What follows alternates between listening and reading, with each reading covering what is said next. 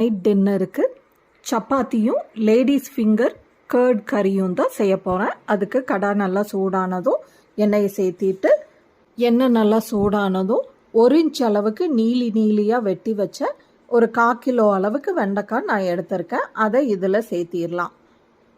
வெண்டைக்காய் நல்லா வதங்கி வர்ற வரைக்கும் அடுப்பை நல்லா சிம்மில் வச்சுட்டு இதை அப்பப்போ கிளறி கொடுத்துக்கிட்டே இருந்தால் வெண்டைக்காய் நல்லா வறுபட்டு வந்துடும்.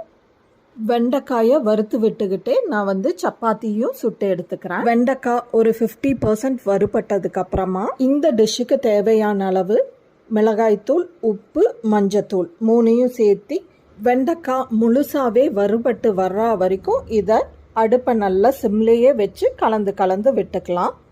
பை தி டைம் நம்மளுக்கு இந்த வெண்டைக்காய் கூட போட்ட மஞ்சத்தூள், மிளகாய்த்தூளும் கூட நல்லா வறுபட்டு வந்துடும். வெண்டைக்காயை தேவையான அளவு வறுத்து விட்டு